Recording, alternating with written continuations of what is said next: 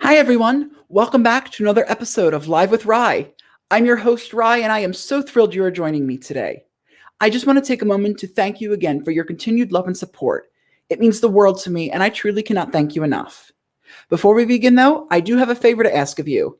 If you're joining us on YouTube, hit that subscribe button and subscribe to my YouTube channel so you never miss an episode of Live with Rye. And if you're joining us on Facebook, hit that thumbs up or give us a heart so we can see that you're watching. Be sure to also follow me across social media. I love hearing from you, and let's connect and continue the conversation. I'm on Instagram at Rye Myers, and I'm on Facebook and Twitter at Rye the News Guy. So let's connect. You'll also see my website scrolling across the bottom of the screen, ryethenewsguy.com. Head over there to rewatch all episodes of Live with Rye and to see all of my other exclusive content, including the launch of my new production company, Rye Entertainment. Lastly, you'll see my Venmo handle scrolling across the bottom of the screen. If you are so inclined, I would love if you considered supporting the show Live with Rye and my platform, ryethenewsguy.com. Your support and generosity means so much to me, and even if it's a kind word, it means more than you know. And with that, let's get started and welcome today's very special guest. Please help me welcome Nick FERRAO. Hey, Nick. Hi, how are you? Good. Did I get that right? Right, FERRAO? You did, correct. Okay, great. So Nick is, thank you so much for joining. Nick is a very special individual. He founded a Instagram page that now has over 45,000 followers called B-Way Belters. So let's dive right into it. Tell me where the idea and concept came from to create this Instagram account at B-Way Belters. Yeah, so I guess as the early idea or the inspiration for this was I was definitely in high school obsessed with watching bootleg videos on YouTube and would stay up late almost every night of the week. I was obsessed with it. I had playlists where I would save my favorites. I found that old YouTube account that I hadn't been in a while during quarantine. When quarantine started, I grew up in New Jersey, so I went home to Jersey for the first 2 months to escape the city. And one day I found this YouTube account and I had all my playlists on there, and I was like, oh my God, I haven't watched these videos in forever. So I just started watching all of them. And then I was like, it would be fun, since there's no theater right now, if maybe I just started sharing some of my favorite iconic musical theater moments on Instagram. Maybe other people would enjoy it. And I really thought it was just going to be me and my friends as a way to just go in there and have our daily little fix. So I did it. I started doing it, and I started tagging performers, and people started sharing the videos. And it just kind of blew up very quickly. It was in April that it started.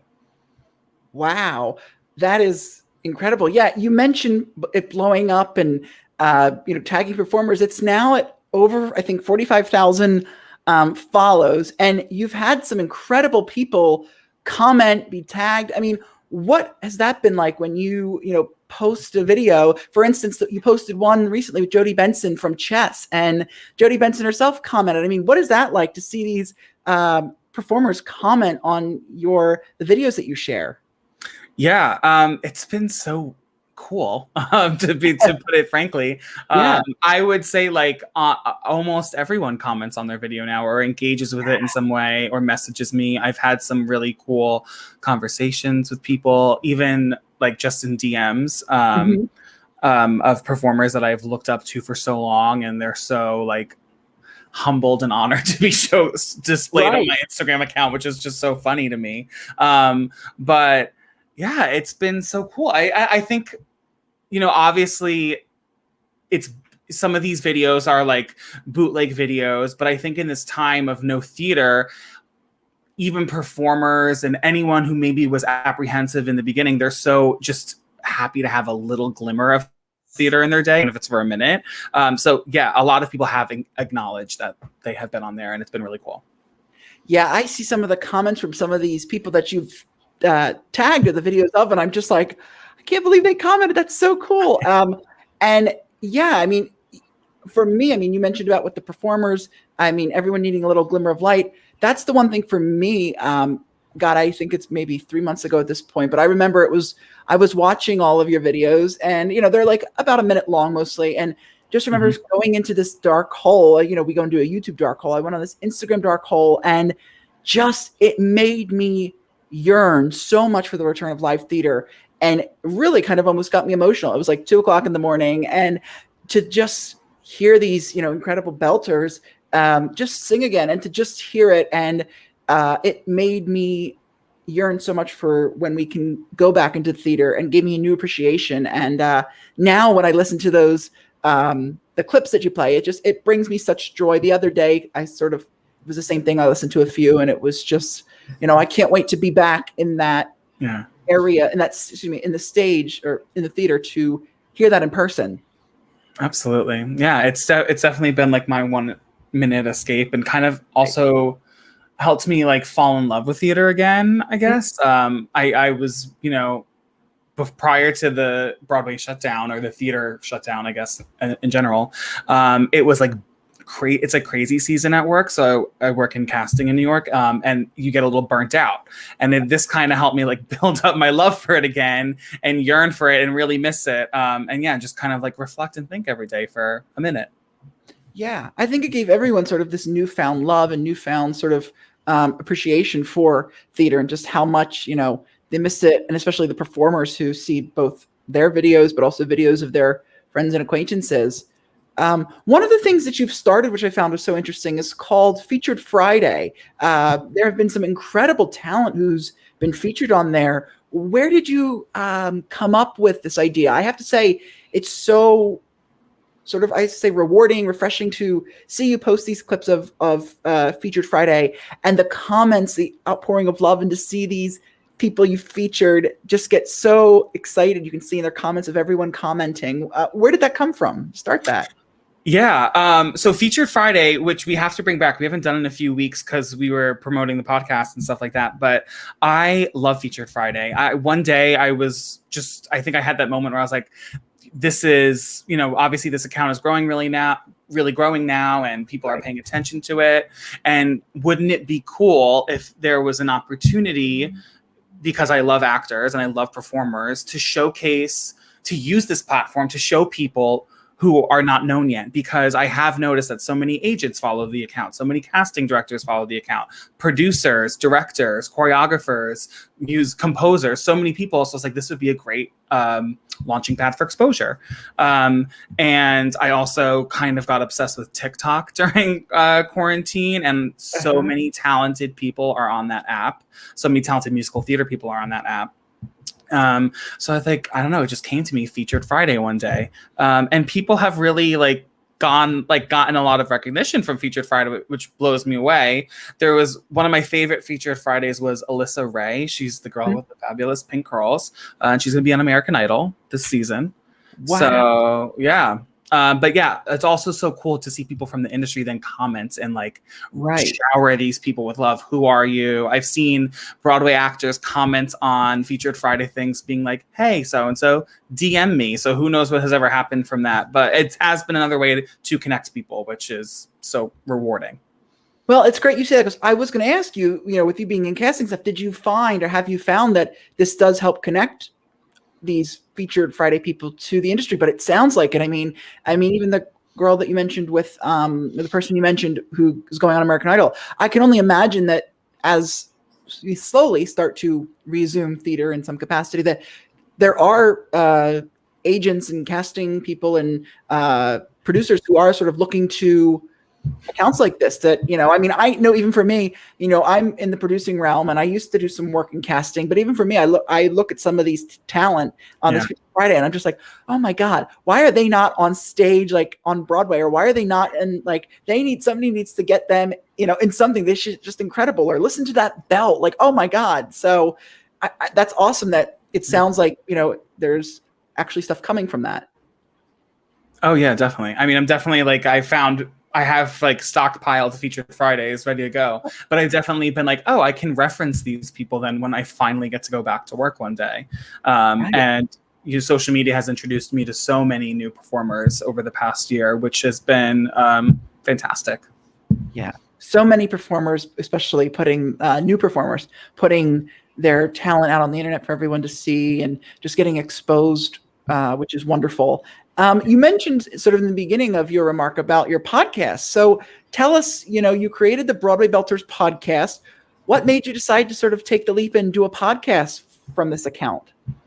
So I would say that was like in the fall. I think I had got the idea, and I wanted, to be honest, I was like, oh, this account is really big now. Like I said, everything was based on, oh my God, this just keeps growing and growing and growing. And I was like, what can I do with this account, with this reach that is like tasteful, but still creative and, doesn't cost money for people to, another outlet that people don't have to pay money for, basically. And I was like, oh, I should do a podcast because I love getting to know more about all of the behind the scenes and I love learning about the career arc of people, where they started and how they got to where they are today, and every step they took and the challenges they overcame. Those are the interviews that I like. Those are the podcasts that I like. So I watched a bunch of YouTube videos on podcasting equipment and everything like that, ordered a microphone, got my editing software, and I just started DMing people on Instagram that followed me. So I knew they would see the message. Okay. And I was like, we're just going to go out. And what's the worst that can happen is they don't answer. Right. So I emailed or I DM'd a whole bunch of people, and I was shocked at how many were so eager and willing to participate. We have like 14 episodes fully ready to go right now. And then there's a bunch that we're going to start recording again soon. And a lot of people wanted to wait until the new year. So we're going to start going again with that. But yeah, it's just been awesome and really creatively fulfilling, I would say. I bet you've had some incredible guests so far too. I mean, tell us a few of the people that you've had so far. Yeah.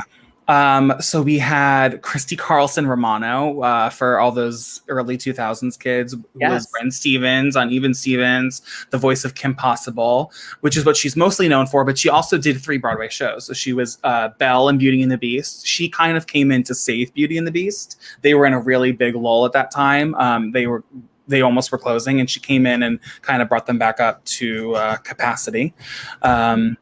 We talked about that. She was also in Parade when she was a child, Jason Ron Brown's Parade. And then she did Avenue Q. And that was a really one of my favorite interviews. What I've been surprised about and honored, I guess, is that these people are very willing to be so open and honest about their journey, even the not so glamorous parts. That particular interview was definitely very open and honest about all the struggles that she had in her career, which I commend her for. We also had Alyssa Fox, who's one of my favorite voices in the industry. She was Elphaba for years. She just stood by for Casey Levy in Frozen before it closed.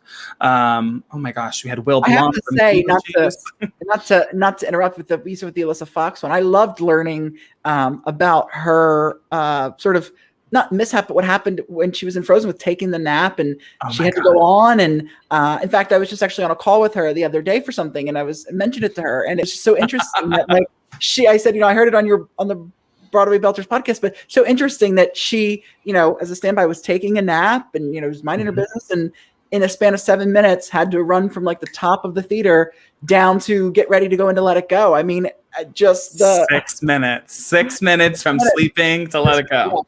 I mean, just incredible. And, so I didn't mean to cut you off with that, but I loved that learning. No, that story is also like one of my favorite. There have been so many fun stories to listen to. We also have Saekon Sungblow coming up. She was the first Black woman to ever play Elphaba. So that's a big episode. We talked for 2 hours one night, so I'm really having to it's taken me a while to edit that one down. But it's just been so fun. We just hop on, and I think everyone's just so eager for human interaction again. So they've been really good conversations. And when you can get so sort of vulnerable and so personal with people, especially with artists, and mean it so much. I know even for me, it's like when I talk with people and we get sort of that vulnerable and intimate with the conversations, it's so special because you learn so much about the person. And, as you've said, you've learned some great stuff about the performers you've interviewed. I can't wait to hear who else you else you have in the future. I loved your one with Jen Colella. And I feel you with the sort of reaching out and DMing everyone. With my show, I sort of do that both on Instagram and email. And, as you say, it's sort of when, you sort of throw spaghetti at the wall and see what sticks. And it's rewarding to see a lot of artists, especially in today's time, just wanting to talk with people and just, you can tell that they really do miss being in front of an audience and talking with people. And it's very special. You also sprinkle some very important messages throughout the account, including about racial justice, mask wearing, taking care of yourself. I assume, obviously, because you have this platform, you decided to do that. But where did you decide to also make sure you decide to sprinkle in important messages like that? Did it come from the account getting so popular? Yeah. It's funny. I was actually having this conversation with someone yesterday all about this. Someone else who has another Instagram account where they share they have a lot of followers. Yeah. And I felt there was a moment, I think the first time I posted like a message, or because I do these like little graphic things sometimes. Mm-hmm. I was just like, yes, I only post videos of people singing, right? But so many people from the community follow this. So many people from around the world, around the country, who dream of participating in it one day, or dream of having a career in it one day, are looking at this, account every single day. But things would come to me and I would say, I don't like this about the industry, or I don't like this, that we do this to each other, or we don't support our own community members in this way, XYZ. And then I would create a little thing and release the message, I guess. Sometimes it wasn't received so well. Or I would say almost every single time there are people who are not happy with that message. And I've gotten some very interesting messages from people around the world. But the majority is always, yes, we need to make these changes and we need to stop acting like this community is so perfect and untouchable. And there's even prominent members of the community who don't like the messages sometimes, but that's too bad, I guess I would say. I have a big mouth. I am very passionate about what I believe in, sometimes to a fault, I guess. But yeah, if I'm inspired, I guess when the message hits me and I feel like I'm inspired enough to speak on it, then I would say something.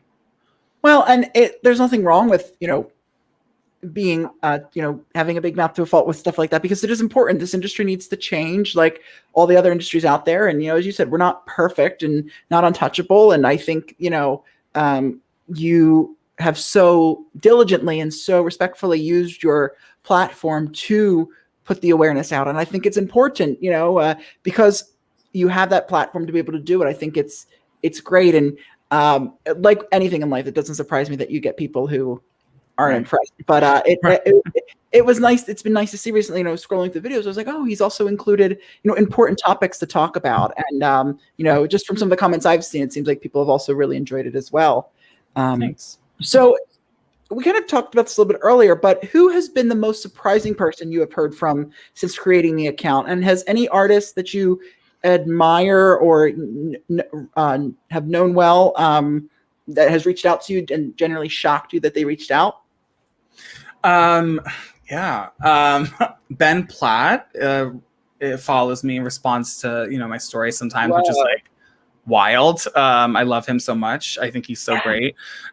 He likes when I do these I'll do these things on my Instagram story one time where it's like Dreamcast this, or answer questions or whatever, and he always responds, which I'm just like, this is so weird.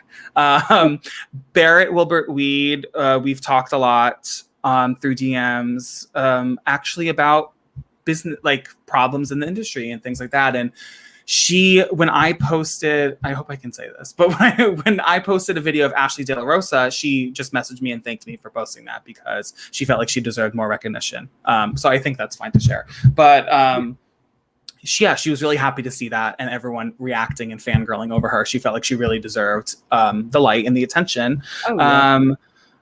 Jen Colella has been so lovely. She's literally one of the sweetest people I have ever spoken to in my life. She's so nice and so kind. I'll say it again, Alyssa Fox, I feel like we're friendly now. so many people who I've met through this now have connected with me on my personal Instagram. I feel like we're like keeping in touch. It's so weird to me that these people are now like friendly with me, who I've kind of admired from a distance. But yeah. I was just thinking of someone else. Oh, Abby Mueller from Six. She responded one time, and I was like, oh, I love her, obviously. But yeah, so many people have just been so kind. Lin-Manuel, have you heard from? No Lin-Manuel yet. No Lin-Manuel yet. No. We've had some Lin-Manuel adjacent people, but not quite Lin-Manuel. Well, that's special. And I mean, Jen Colella, I don't think there's ever been a more kinder, more gentler, more sweeter person. I mean, you said it yourself. She warms my soul every time I talk with her, and there's never anything bad she has to say, never a bad bone in her body. And I think I think the fact that you've created an account that is so important and makes people happy and smile, and at this time in where we are, smile and sort of reminisce of what theater is and was, I think that brings a lot of people together.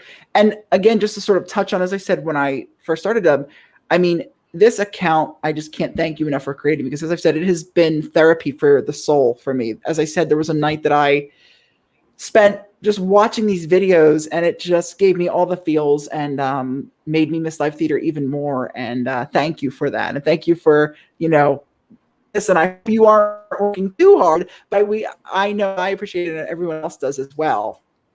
Oh, thank you. I'm happy. I mean, it's brought me as much joy as other people, say it. And that's also been rewarding to like hear from people who just like DM me and be like, oh my God, this is like, so it's my, I watch it every morning when I have my coffee, or like people from literally everywhere. That's what's also been crazy, is to see how far the love of Broadway and the love of theater goes all around the world. It's just like, it's crazy. People who have never even seen a Broadway show, they just admire it from YouTube or from, if they professionally film them for Netflix or something like that. But it's like they've never even seen a Broadway stage, but they love it so much. And I'm sure the reach you've gotten has probably been from other countries too, right? I mean, have you heard from, has there been a country that surprised you that you've heard from somebody from? Oh my God. Yeah. I mean, well, just alone, if I look on like the stats for the podcast, I can see where people, are from, who are listening, and over 35 countries are listening to the podcast, which is wild. Wow. Someone in Turks and Caicos listens to it, Vietnam, Indonesia, someone in Russia, someone in Switzerland, like all over the place, Mexico. Yeah, it's crazy. One time I did like a poll on the Instagram story, and I said, "Where are you from?" I was just curious, right? And I think I saved it. It's on like my highlights if anyone wants to watch it. But it was crazy. It's just so widespread. I think it's literally everywhere except like Antarctica. It's crazy. Just how, people love theater everywhere, all around the world. They certainly do. And I love the mix that you sprinkle in of just different types of performers. Some are ensemble, some are like individual female belters, male belters. And I love the captions that you put, these sort of, I've learned things sort of from the captions, like, oh, I didn't know so-and-so was in that. I didn't know so-and-so took over for this role. Oh, wow, this person can belt. This person can sing. Oh, I didn't know that. That's really cool. I didn't know the, and I can't remember her name, but it was Anne, the woman who was the first Asian American to play Belle in Beauty and the Beast. Anne Sanders, yeah. I didn't know that. I thought that was incredible. So it's so many great things, and to see shows that I haven't seen a part of. So, okay. Oh my God, you guys, tell me about this Revive Legally Blonde graphic that you posted. It went viral in the theater community. You put it on a t-shirt, #Revive Legally Blonde. Oh my God, you guys. It seems the demand is there for a revival. Where did this come from?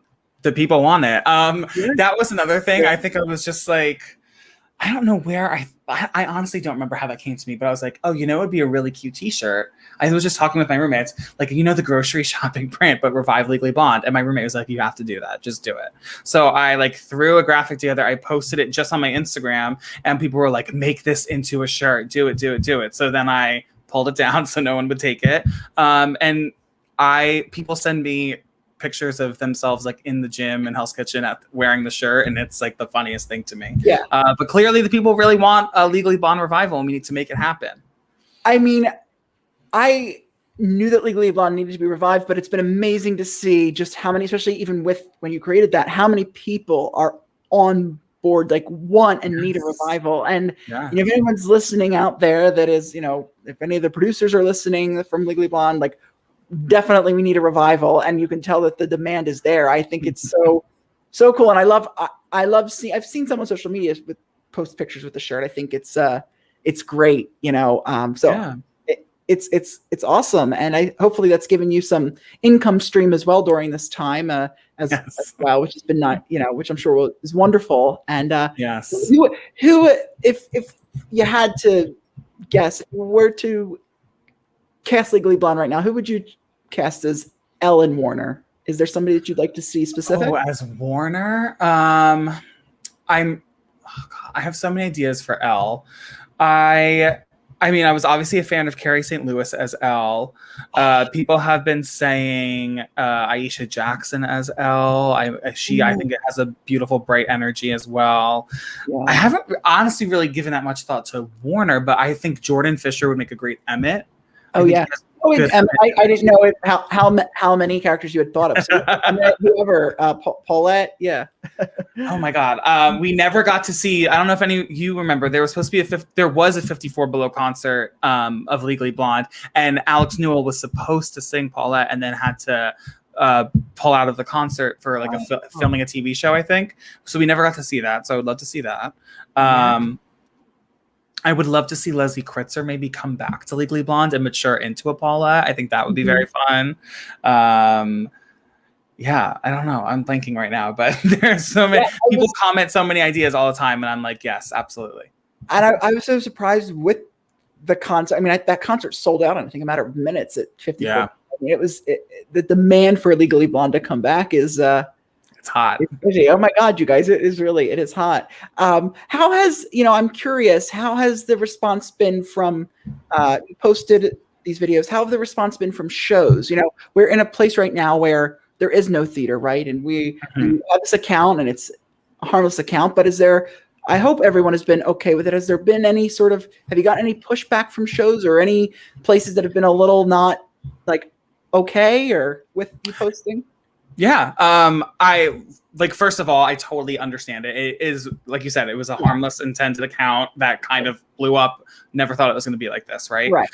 So I have had to, I've tried to pull back on the current bootleggy thing and try to do more like Broadway B-rolls or things like flashback videos to try to make it a little less, whatever.